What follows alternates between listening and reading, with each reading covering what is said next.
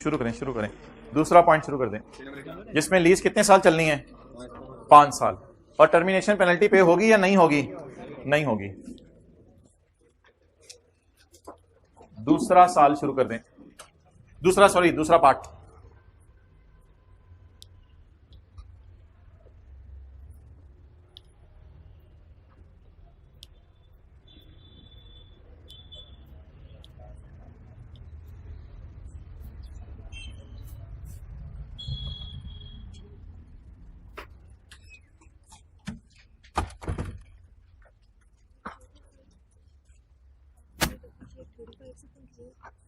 Depreciate 45 less ignore करते हैं। Fair value उस बंदे के लिए रेलिवेंट होती है जो बाजार से एसेट खरीदे। जो बंदा बाजार से एसेट खरीदना रहा हो, लीज पे ले रहा हो, वो ये देखता है कि मैंने एसेट की कॉस्ट वो लेनी है जो मैंने लेसी को, जो लेसी ने लेसर को पैसे देने हैं प्रेजेंट वैल्यू के मद में। तो इसलिए हम पीवी पे एसेट को रिकॉर्ड करते हैं, ना कि फेयर वैल्यू पे। फेयर वैल्यू लिखने लेसी के केस में हमेशा इग्नोर की जाएगी। जी सवाल में क्या लिखा हुआ है कि एसेट कितने साल की लीज है? 3 साल की, क्योंकि मैंने टर्मिनेट करा देनी है। लेकिन एसेट की अपनी लाइफ कितनी है? 7। तो मेरा सवाल ये है कि जब मैं टर्मिनेट कराऊंगा तो फिर लेसी लेसर को एसेट क्या करके आएगा? वापस। जहरी बात है, जब मैं लीज कैंसिल करा दूंगा तो मैं तीसरे साल के एंड पे लेसी एसेट को क्या करेगा? वापस कर देगा। तो वापस करेगा तो इसका मतलब इंग्लिश में विल नॉट ट्रांसफर। तो ओनरशिप विल नॉट ट्रांसफर की डायग्राम दिखाई थी और उसमें दिखाया था कि ओनरशिप विल नॉट ट्रांसफर में हमेशा शॉर्ट टर्म पे करते हैं। तो सवाल पढ़ के जज करना होता है कि ओनरशिप ट्रांसफर होनी है या नहीं।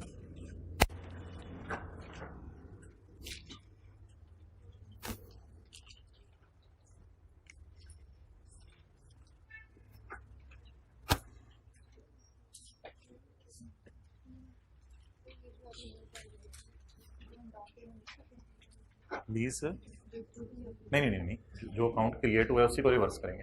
डाउन पेमेंट तो कोई अकाउंट ही नहीं है।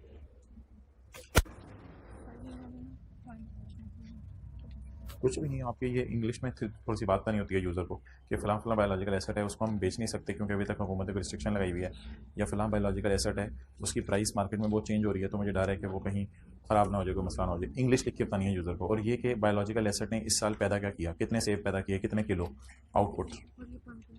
0.1 ईच ग्रुप। हर अलग अलग बता दें कि एप्पल ट्रीज इतने पड़े हैं, काउज इतनी पड़ी हैं, एनिमल्स इतने पड़े हैं।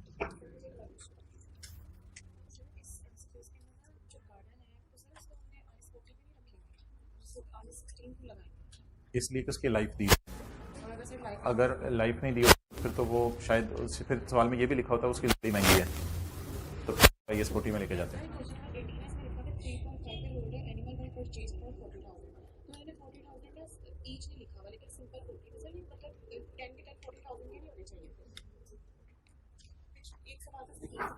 A herd of A herd of 53-year-old animals was held on Yakam July 10. 3.5-year-old animal were purchased. 10 were on Yakam July 10. 3.5-year-old animals were purchased.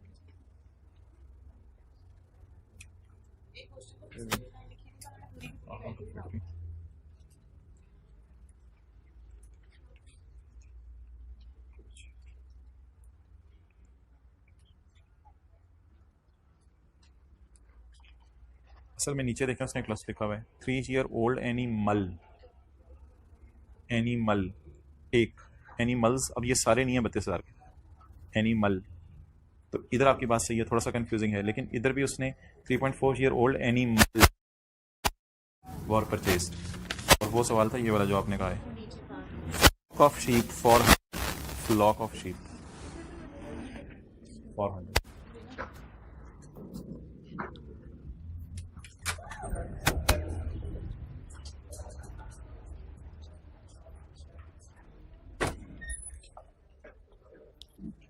हो गया होगा, ये तो आसान है। वो यार जान दे यार, एंट्रीज कर ले। अच्छा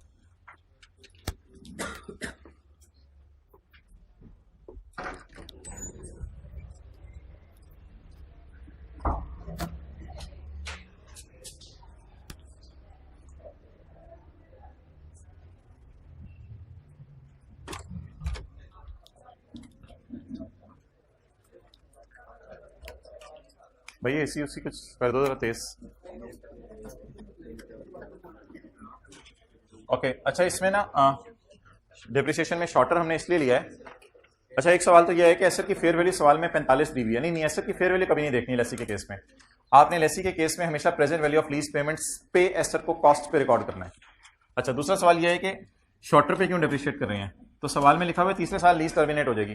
तो टर्मिनेट होने का क्या मतलब है कि मैं एसेट बाजार से खरीदूंगा या एसेट वापस कर दूंगा। तो अगर वापस कर दूंगा एसेट तो फिर शॉर्टर पे डिप्रिशिएट होना है। अच्छा अगला तो टाइम आया, अब करना है तो कर लेते हैं।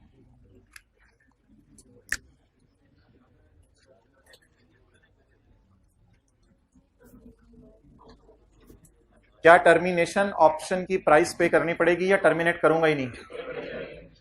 Well I am certain that I will not terminate. Let me check it out as well. I am certain that I will not terminate. मैं कह रहा हूं कि मैं टर्मिनेट नहीं करूंगा। अच्छा जी, रेंटल बोलें कितना 12, किराए 5, 62, पीवी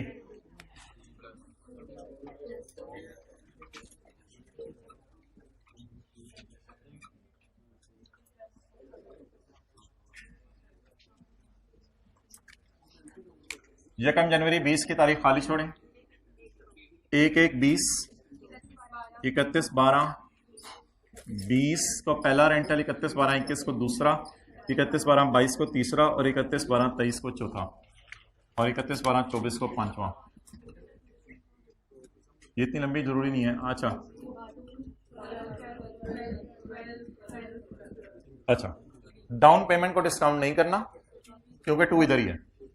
इनको आप काउंट करने सिर्फ 1 2 3 4 5 बस।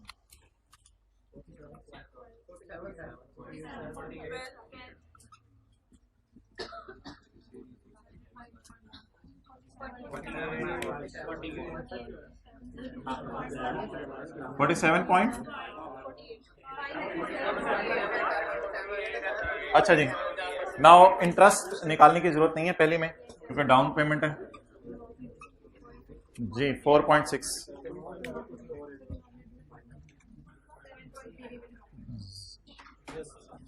जी। अगली अगली फिगर की भी जरूरत नहीं है क्योंकि हमको बैलेंस शीट तो बनानी है, बस एंट्रीज करनी है।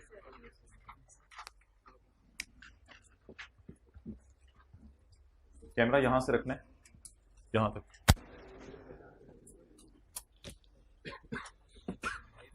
बस दरमियान तक ही रखिएगा।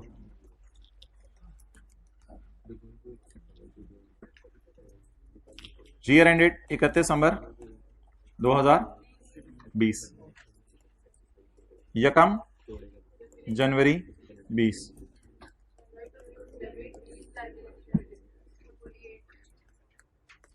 $48।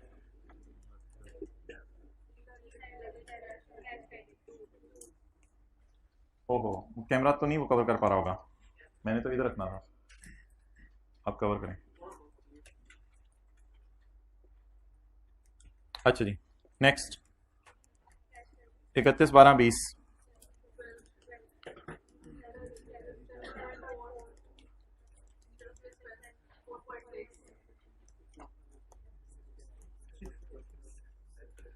Interest expense reduction 7/7। अब जरा कैमरा इधर करें। लीज टर्म सवाल में वाजे दी हुई है 5 साल और यूजफुल लाइफ है 7 साल। और जब टर्मिनेशन वगैरह की अब बात यहां मैं नहीं कर रहा क्योंकि मैंने टर्मिनेट करवानी नहीं, तो सवाल बन गया साइलेंट।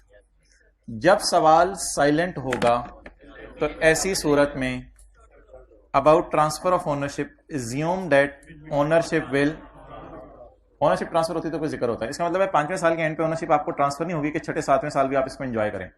तो by default will be assume के Lesi will return the asset back to lessor, therefore ownership will not transfer to lessee, so the rule of shorter of will apply। shorter of का rule लगेगा। shorter camera इधर रखो। 48 divided by 9.6, 10 भी ठीक है।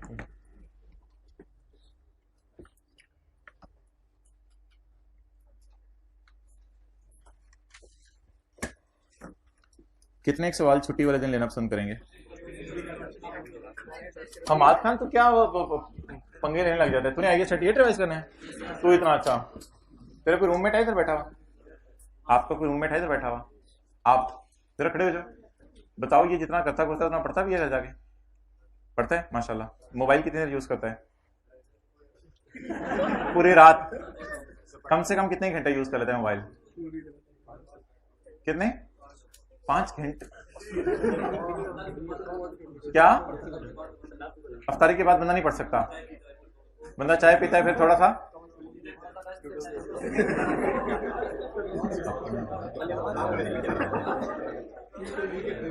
अल्लाह जिस चीज पे पर्दा डाले उसको लोगों को तो ना बताओ ना। अच्छा चलें आगे, बैठ जाओ। अब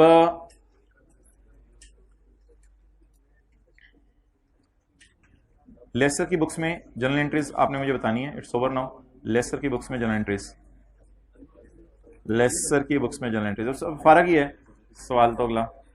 लेसर की बुक्स में जर्नल एंट्रीज बताएं। ये जी नई डायग्राम आपके सामने आई है। लेसी जब एसेट बाय करे बाजार से जाके, तो लेसी तो बाय करता ही नहीं, लेसी तो बाय करता ही नहीं।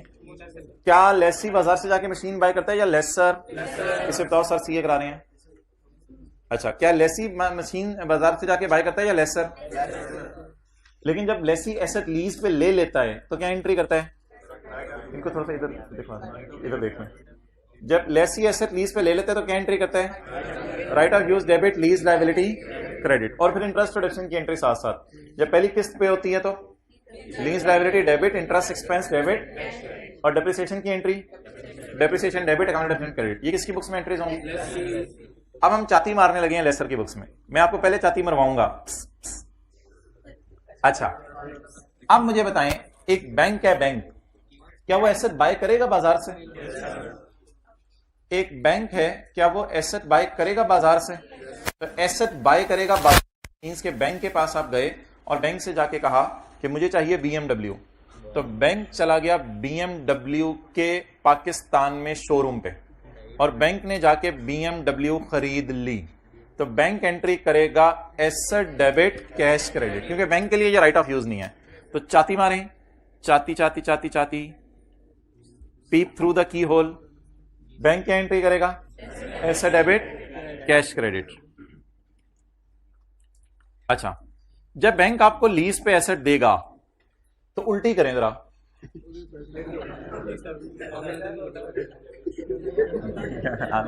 ओ भाई हम बस में बैठे, ओए सबके सामने हो गई। अच्छा, उल्टी करें,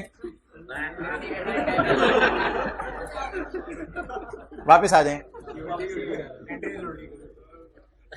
बैंक क्या एंट्री करेगा? लीज लाइबिलिटी कहां से हो गई? Lease receivable, lease receivable debit, asset credit, क्योंकि उसने डेबिट किसको किया होगा? एसेट को। चलें वो छोड़ें, ये आसान सी एंट्री बताएं। बैंक जब किराया लेगा तो क्या एंट्री करेगा? नहीं नहीं, दोनों कैश क्रेडिट करें तो जाके इसके पास राय, ओ भाई जनता नहीं, दोनों ही cash credit, cash debit, interest income credit, और लाइबिलिटी कम करेगा या पैसे आएंगे तो रिसीवेबल कम करेगा? रिसीवेबल कम करेगा। और डेप्रीसिएशन की एंट्री नहीं करेगा क्योंकि उसने एसेट की किताबों से निकाल दिया है। जब लेसर एसेट बाय करेगा तो क्या एंट्री करेगा? Asset debit cash credit. छोटी छोटी चीजें आपको मैं ऐड करवाने लगा हूं, वो बड़ी ध्यान से आपने ऐड करनी है। अब कुछ चीजों का हमें ध्यान रखना है जो लेसी में नहीं रख रहे थे। ये ना एसेट हम रिकॉर्ड किया करेंगे फेयर वैल्यू पे, यहां फेयर वैल्यू इग्नोर नहीं होगी लेसर के केस में। ये एसेट बाजार से खरीदेगा किस पर? फेयर वैल्यू पर। फेयर वैल्यू पर बाजार से एसेट खरीदेगा। अच्छा, इसके बाद जब एसेट लेसी को लीज पे देगा तो एसेट क्या कर देगा? क्रेडिट। कितने से? फेयर वैल्यू पे पड़ा होगा। यहां फेयर वैल्यूज इग्नोर नहीं करनी इस टॉपिक में, फेयर वैल्यूज इग्नोर नहीं करनी है अब लेसर के केस में। लेसर के केस में फेयर वैल्यूज लेंगे, एग्जैक्ट उसी एसेट को किताबों से निकाल देगा और लेसी कहेगा, सॉरी लेसर कहेगा कि मैंने अपना एसेट रुखसत किया, जा मैंने इस मशीन की रुखसती कर दी, ये मशीन तेरी हुई। तो लेसर अपनी किताबों से इस एसेट को बाहर निकाल देगा, एसेट क्रेडिट, और lease receivable debit, lease receivable debit. यहां किस पे आएगी चीज? प्रेजेंट वैल्यू पे। ये ना एक लफ्ज है पीवी का ऑपोजिट नेट इन्वेस्टमेंट, ये फिगर आएगी नेट इन्वेस्टमेंट पे, NI अभी ना पूरे पूरे नाम लिखते हैं वहां व्हाइट बोर्ड पे जाके। NI नेट इन्वेस्टमेंट, PV का ऑपोजिट बोले नेट इन्वेस्टमेंट। नेट या ग्रॉस? Net investment. ग्रॉस होगी वो जो लीज पेमेंट्स को कहते थे, और PV को यहां नाम रख देंगे नेट इन्वेस्टमेंट। और फिर जब किराया आएगा तो आया debit, cash debit, lease receivable credit, और इंटरेस्ट इनकम क्रेडिट। अब अगर लेसर ने लेसी को एसेट दे दिया है तो फिर लेसर की किताबों से एसेट निकल चुके हैं, तो जब निकल चुके हैं तो फिर डेप्रिशिएट लेसर करेगा? नहीं करेगा। सिर्फ कौन डेप्रिशिएट करेगा? लेसी। चलें जी एनओटी कर लें, journal entries in the books of Lesi and lesser कर लें जी, आप भी कर लें, सारे कर लें।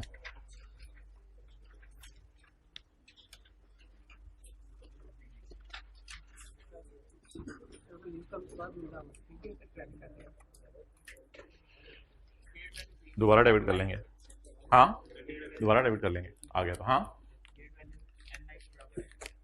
फेयर वैल्यू हमेशा एनआई के बराबर आएगी तकरीबन 2-3 दिन, 2-3 दिन के बाद बराबर नहीं आया करेगी, फिर देखेंगे क्या करना है।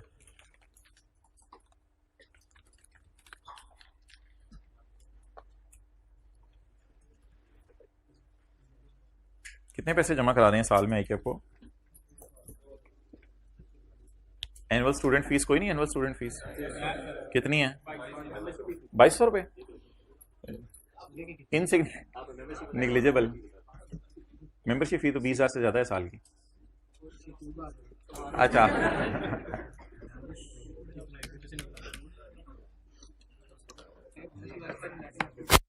ग्रॉस इन्वेस्टमेंट, नेट इन्वेस्टमेंट ही तो अभी बताने लगा मैं क्या होती है, यही तो सारी अभी डिस्कशन होगी जी। मेंबरशिप नंबर 5287 है मेरा, 5287वां बंदा हूं। एक मेंबर फायदा होने का, मेंबर होने का फायदा ये है कि कहीं को 10% डिस्काउंट मिल जाएगा कोई चीज लेने जाओगे तो। वो आईकैप ने कोई अपनी वेबसाइट पे दारों के नाम लगाए हैं कि फलां जगह जाओ, बताओ तुम आईकैप के हो, तो वो 10-20% डिस्काउंट दे देते हैं। नहीं मैंने तो नहीं आज तक लिया, कभी टाइम ही नहीं मिला जाके देखने का वो कौन से इदारे हैं। अच्छा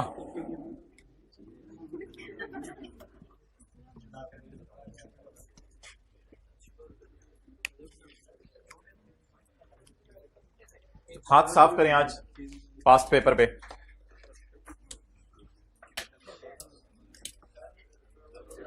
अच्छा ओहो, ये साथ वाला पकोड़े खा के अपने कपड़ों से ही हाथ साफ करा होता है, पराठा खा के भी। वो कह रहे नहीं पराठा खा के तो अपने बालों से हाथ साफ करता हूं।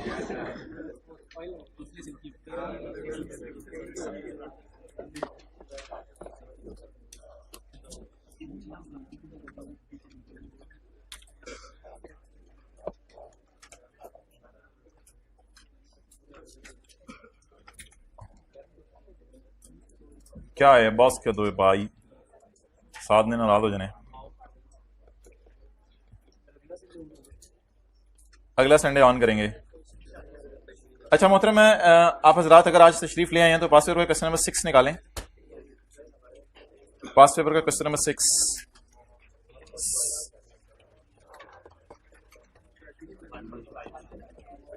बहुत ज्यादा पढ़ रहे हैं माशाल्लाह आज आप घर जाके आजकल।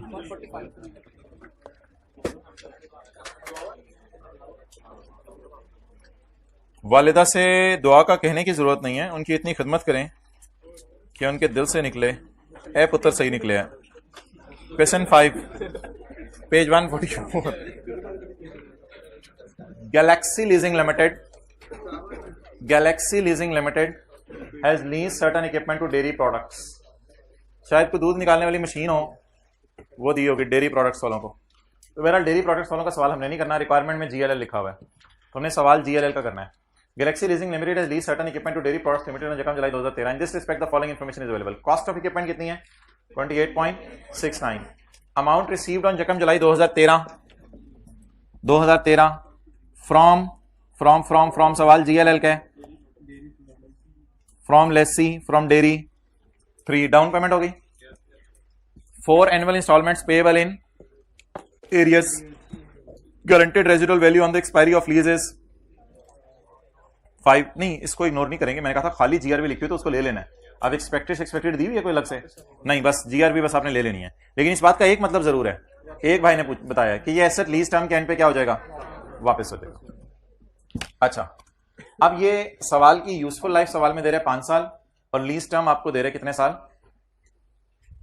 4 साल। इंप्लाइड है लीज टर्म, 4 किस्तों का मतलब फिर 4 साल लीज टर्म है। 4 किस्तें हैं तो 4 साल लीज टर्म है, इस बात से पता चलेगा, और 5 साल इसकी लाइफ है। एंट्रीज करनी है और नोट बनाने। तो लेट्स स्टार्ट। सबसे पहला लफ्ज़ क्या लिखा करते थे? अब कुछ भी नहीं है, इसलिए मैंने एंड पे कराया कि इसमें है ही कुछ नहीं, बस वो मिरर इमेज होगा एंट्रीज का। पर टाइम्स आया। वर्किंग 1 हम क्या लिखते थे भाईजान? Lease payments. लीज पेमेंट्स की जगह ग्रॉस इन्वेस्टमेंट। लीज पेमेंट की जगह लफ्ज ग्रॉस इन्वेस्टमेंट। आप बता दें लेसर ने लेसी से क्या क्या लेने हैं? 3 के डाउन पेमेंट लेनी है, 7.8 के रेंटल लेने हैं, और या 5 का एसेट लेना है या 5 रुपए लेने हैं। अब वो डिस्कशन उसने हमें यहां करके नहीं दी, बस जीआरबी लेनी है, ये 5 रुपए।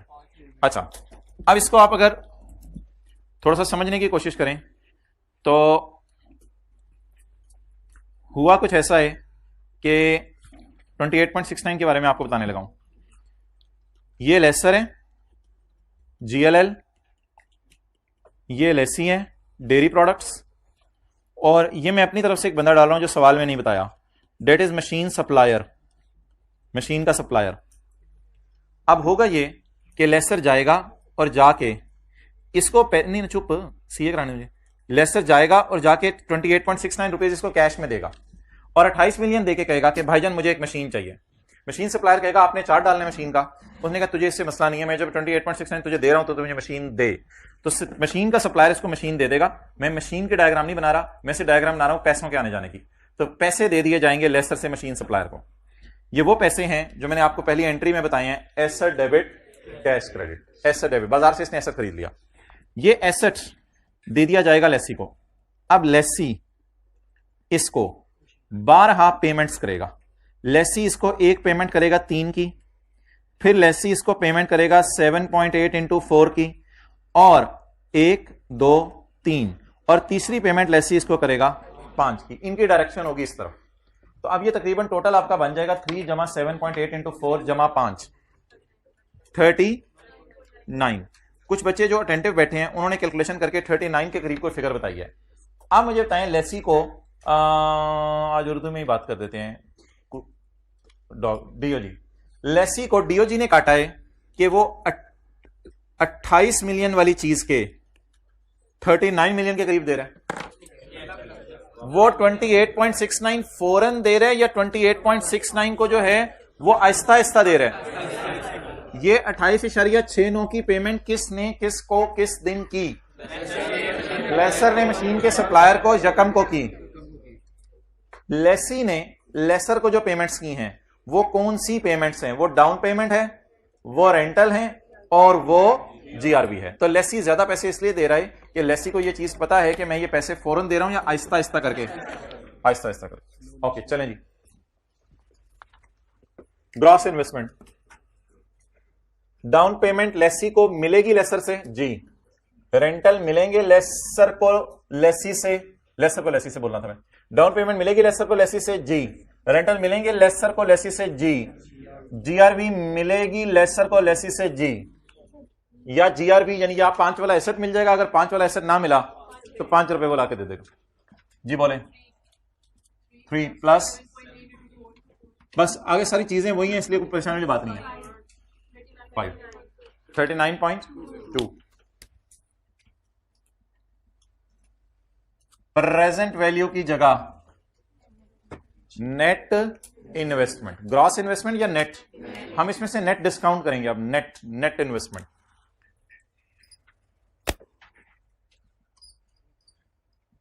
नेट इन्वेस्टमेंट निकालने से पहले क्या करें? 2 कॉलम बना लें, एक डेट का और एक इंस्टॉलमेंट का।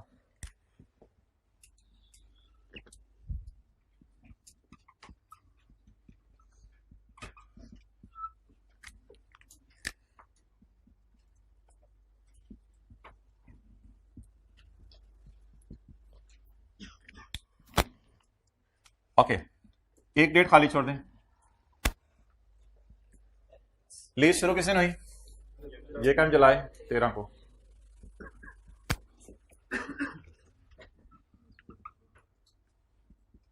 यकम जुलाई 13 को डाउन पेमेंट रिसीव होगी या पे होगी? रिसीव होगी, लेसर का सवाल है। फिर 30 जून 14 रेंटल एरियर में है और हमारा साल 30 जून 14 को पहला खत्म हो रहा है, पहला साल 7.8। दूसरा किराया पे करेंगे,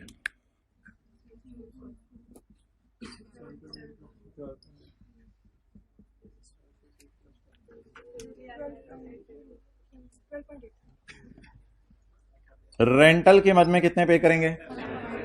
लेसी हमें पे करेगा, हम रिसीव करेंगे। जीआरबी की मद में कितने रिसीव करेंगे? 5। अगर वो एसेट खरीद रहा है तो हमें परचेज प्राइस देके जाएगा अच्छी खासी, अगर खरीद रहे। अगर वापस करके जा रहा है तो मिस यूज की कंपनसेशन देके जाएगा।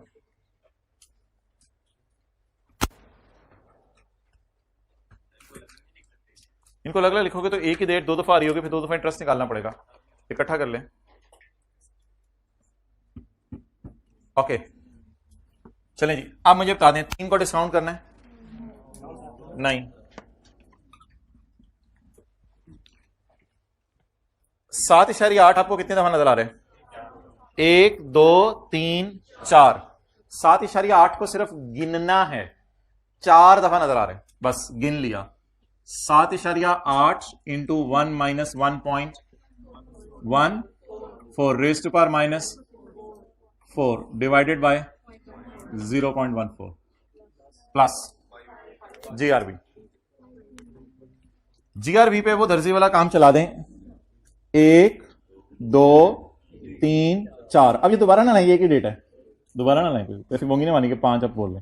1 2 3 4।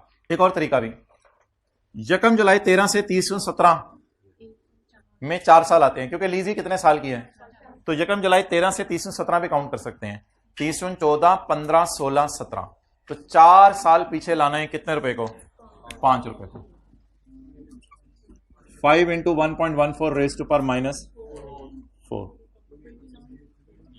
ग्रैंड टोटल मेरे ख्याल से तो वही आ रहा होगा जो सवाल 28.69 ही। असल में वो अगर पॉइंट के बाद 2 डिजिट यूज कर रहा है तो फिर वो आपसे भी शायद करवाना चाह रहा है। तो अगर रुपीज में सवाल होता फिर मैं पॉइंट के बाद 2 डिजिट इग्नोर कर देता, अगर रुपीज में सवाल होता। ये तो रुपीज इन मिलियन में सवाल है, तो इसलिए 28.69 ही आ रहा होगा जी। 28.69। तीसरी चीज बोलें, इंटरेस्ट। इंटरेस्ट जी 30 बाई इंटरेस्ट निकला करेगा जीआई माइनस एनआई, यानी एलपी माइनस पीवी। 39.2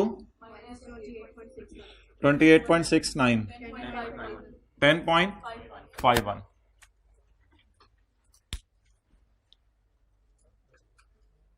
इस इंटरेस्ट का कोई मुश्किल सा नाम बता दें या आसान सा नाम।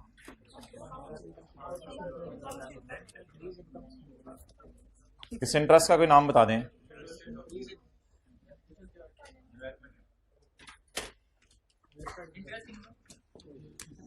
अनअर्न्ड इंटरेस्ट अभी तक अर्न नहीं हुआ। अर्न कितने सालों में होगा? 4 सालों में। अभी सारा क्या है? जैसे जैसे हम लीज एसेट उसको दे तो दिया है, जैसे जैसे उधार आता रहेगा वैसे वैसे हम देखते रहेंगे, इंटरेस्ट साथ साथ कैलकुलेट करते रहेंगे। तो इंटरेस्ट वक्त के साथ रियलाइज होगा। अभी सारा क्या है? अनअर्न्ड। जैसे जैसे टाइम आएगा ये अनअर्न्ड किस में कन्वर्ट होता जाएगा? अर्न्ड में। तो ये लफ्ज ना लेसी के लिए ऐसा कोई नहीं है। लेसी के लिए कोई ऐसा लफ्ज अगर आप बनाए ना जबरदस्ती, तो वो बनना था अनइनकर्ड ये एक्सपेंस। अजीब सा लफ्ज बना था लेसी के लिए। लेसी के लिए ऐसा कोई लफ्ज नहीं है। लेसर के लिए लफ्ज जरूर है अनअर्न्ड इंटरेस्ट, क्योंकि अनअर्न्ड का लफ्ज एक्सपेंसेस के लिए यूज नहीं होता। तो अनअर्न्ड इंटरेस्ट, इंटरेस्ट है लेकिन आपने भी अर्न नहीं किया। अर्न आप आहिस्ता आहिस्ता करेंगे। अच्छा जी, बाकी सारी डिस्कशन अभी तक वही चल रही है, कोई फर्क नहीं है। सिर्फ एक फर्क आएगा, इसलिए मैं नॉर्मल तरीके से किया जा रहा हूं। फर्क सिर्फ यहां आएगा, एक एंट्री हमने एक्स्ट्रा करनी है। वो एंट्री है जो पीआरसी के बच्चे को सिखाई जाती है बाजार से एसेट खरीदने की। ऐसा डेबिट कैश कर, वो एक एंट्री एक्स्ट्रा करनी है, बाकी हमने कुछ भी नहीं करना। अच्छा, ये बड़ा बड़ा करके लिख लें। हम कहां से शुरू किया करेंगे? एनआई से, पीवी से नहीं, एनआई से। 28.69। सवाल में बताएं जनरल एंट्रीज कितने सालों की मांगी है? 1 साल की। तो बस ठीक है, मैं एंट्रीज 2 साल की कर दूंगा, फिर बाकी इंशाल्लाह चीजें फिर किसी दिन क्लास में करेंगे। P&L अभी हम बना लेंगे और बैलेंस शीट फिर देखेंगे। तो फिलहाल आप सिर्फ इंटरेस्ट निकलवा दें। इसका आप कितना निकला है? 28.69 पे इंटरेस्ट नहीं निकालेंगे। क्यों नहीं निकालेंगे? क्योंकि डाउन पेमेंट है 25.69, ज़रब 14%। पॉइंट के बाद 2 डिजिट भी पे भी आप सेट कर सकते हैं कैलकुलेटर, बिकॉज वो पॉइंट के बाद 2 डिजिट लगवा रहा है। एक ही चीज तय कर लें, सारे फिर वही लिखिएगा। 3.60 आ रहा है, 4.20,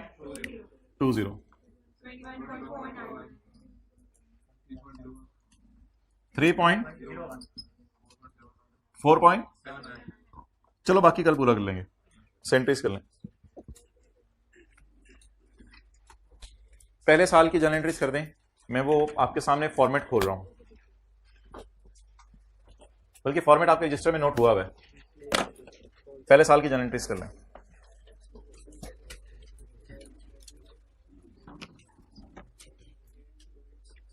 एक एंट्री पहले कर लें, ऐसे डेबिट कैश क्रेडिट।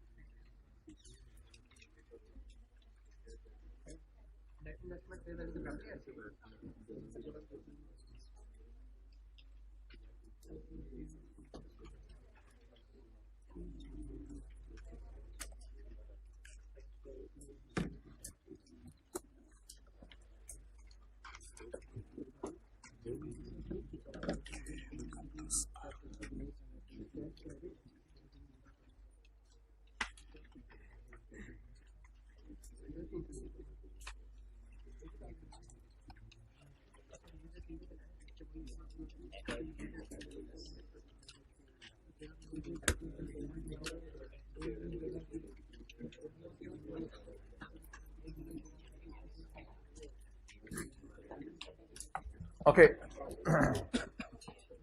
अच्छा जी, अब ये काम कर लिया करें, ब्रैकेट में ना लिख लिया करें फेयर वैल्यू। लेसर के सवालों में फेयर वैल्यू बड़ी जरूरी है।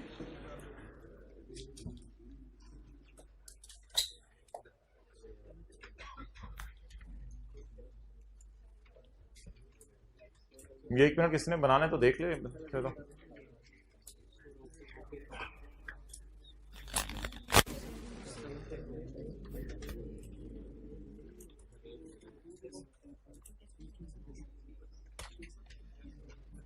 अच्छा, अब बड़ी इंपॉर्टेंट डिस्कशन होने लगी है। एसेट को सिंपल रिकॉर्ड कर दें फेयर वैल्यू पे, बस एसेट डेबिट कैश क्रेडिट। तो what is the fair value of asset? Asset खरीदेंगे तो लीज पे देंगे ना, अगर खरीदा नहीं तो फिर लीज पे कैसे देंगे? 31 दिसंबर 2030 में 30/9/2014 का साल है। जनरल एंट्रीज इसमें 1 जुलाई 13। ये एसेट से मुराद पीपी है, या IAS 16 में जाएगा भाई। खरीदते हुए IAS 16 में जाएगा, और जब ट्रांसफर कर देगा तो IAS 16 वाली चीज खत्म हो जाएगी, बस वो लीज में चला जाएगा फिर। तो खरीदते हुए ये एसेट है, डेट इज पीपी। IAS 16 के मुताबिक आपने ये एसेट खरीद लिया। एसेट डेबिट कैश क्रेडिट,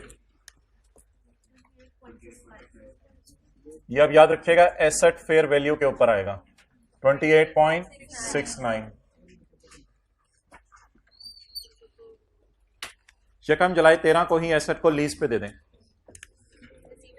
अब से ऑनवर्ड्स मैं लेसी की एंट्री सोचवाऊंगा आपको, पहली एंट्री करते हुए नहीं सोचवाई थी। अच्छा, हो सकता है सोल्यूशन में ना ये एंट्री ना दी हो, वजह इसकी सुन लें। सवाल में ना लाइन लिखी हुई है कॉस्ट ऑफ इक्विपमेंट। ये नहीं लिखा हुआ आगे परचेज ऑन यकम जुलाई, तो होते पिछले साल के आखिरी दिन खरीद के रखा हो। तो पहली एंट्री मैं करवा रहा हूं कॉन्सेप्ट के लिए, लेकिन मेरा मशवरा है कि पहली एंट्री कीजिएगा तब जब कॉस्ट ऑफ इक्विपमेंट के आगे डेट ऑफ परचेज लिखी हो। तो भी डेट ऑफ परचेज नहीं लिखी हुई, लेकिन खैर है कर दें, कोई मसला नहीं है अभी फिलहाल। Asset debit cash credit. अच्छा, अब अगला काम आपने एसेट को क्रेडिट करना है। एक बार याद रखिएगा, एसेट फेयर वैल्यू से ज्यादा या कम क्रेडिट नहीं हो सकता। ये हो ही नहीं सकता कि थोड़ा सा एसेट उसको दे दिया, थोड़ा रख लिया, नहीं। ये एसेट पूरा क्रेडिट होगा या नहीं होगा, या नहीं होगा वाली भी एक लीज करनी है हमने किसी दिन। तो एसेट में पूरा क्रेडिट कर रहा हूं 28 पॉइंट। अब सवाल है कि ये जो लीज रिसीवेबल डेबिट होने लगा है, जहां वो लीज लायबिलिटी क्रेडिट होती थी, तो ये क्या हमेशा नेट इन्वेस्टमेंट के बराबर ही आया करेगी फेयर वैल्यू? तो जवाब है आने वाले दिनों में देखेंगे अगर कभी चेंज हुई। लेकिन लेसर की कोशिश होती है कि कम से कम लेसी से प्रेजेंट वैल्यू की मद में, जिसका नया नाम नेट इन्वेस्टमेंट है, लेसर की ये कोशिश होती है लेसी से प्रेजेंट वैल्यू की मद में कम से कम एसेट की प्राइस तो लेना। तो अभी इस बहस को छोड़े परे, उधर लीज लायबिलिटी किससे रिकॉर्ड होती थी? पीवी से। तो इधर लीज रिसीवेबल एनआई से। अभी बातों को सिंपल रखें, पहला दिन है। उधर लीज लायबिलिटी पीवी से, तो इधर लीज रिसीवेबल एनआई से। हमेशा बड़ा बड़ा करके एनआई लिखना है आपने। 28.69।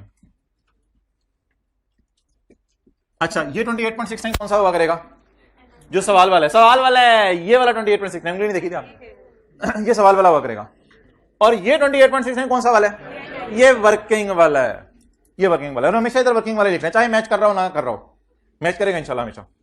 अच्छा, अगली तो कुछ भी नहीं, डाउन पेमेंट है, एंट्री 30/14। अच्छा, यकम जुलाई 13 को डाउन पेमेंट, यकम जुलाई 13, cash debit lease receivable credit 3 से। नेक्स्ट 30/14। ये कितने हिस्से का इंटरेस्ट है? बोले हमारे साल का। हमारे साल के आखिरी दिन मिल गया तो इसका मतलब है कोई रिसीवेबल बुक करें या नॉर्मल एंट्रीज करें? नॉर्मल, कोई रिसीवेबल बुक करने की जरूरत नहीं, बस 7.8 को पकड़ें। कैश क्रेडिट या डेबिट? कैश डेबिट कितने से? 7.8 जी। लीज रिसीवेबल क्रेडिट 4.2 से। Interest income 3.6। इंटरेस्ट एक्सपेंस और डेप्रिसिएशन बहने हैं, इंटरेस्ट इनकम की कोई बहन नहीं है। नहीं सुतेली भी कोई नहीं, ना सुतेली ना सगी, वो इंटरेस्ट इनकम की कोई बहन नहीं है। ये बहन अपने अंदर ही एक पूरी बहन है। अच्छा जी, अब डेप्रिसिएशन की कोई एंट्री नहीं, लिख के काट दें, क्योंकि एसएटी किताबों में नहीं है, ताकि याद रहे एसएटी किताबों में नहीं है। ओके, अगले साल बस इसी की एक एंट्री होगी, cash debit lease receivable credit interest income credit. चलें छोड़ें अगले साल। अब होमवर्क जरा सुनिएगा, छोटी सी होमवर्क की है। होमवर्क की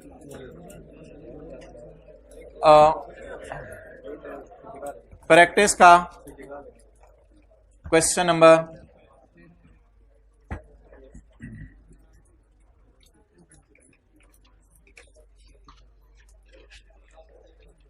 9, प्रैक्टिस का क्वेश्चन नंबर 9। लेकिन आपने सिर्फ, या दूसरे साल की भी एंट्रीज कर लेंगे आप लोग, लीस्ट पड़ी हुई है सारी, दूसरे साल की एंट्रीज में कोई फर्क ही नहीं है, उसी तरह एंट्री होनी है। तो इसकी सिर्फ रिक्वायरमेंट नंबर ए, क्वेश्चन 9 की रिक्वायरमेंट नंबर ए। कितने मिनट लगेंगे? 7 मिनट। आज ही फर्क कर दीजिएगा होमवर्क को, क्योंकि कल आपको पता है कल आपने जो है वो सारा IAS 38 IAS 41 और लीज रिवाइज करना है। तो ये संडे बहुत कम आते हैं जिंदगी में, और अगर संडे में और कोई कमिटमेंट नहीं है तो ये उससे भी बड़ी नेमत है आपकी। खुदा ना खास्ता कि संडे को कोई कमिटमेंट हो जाए तो और ज्यादा फटा पड़ जाता है।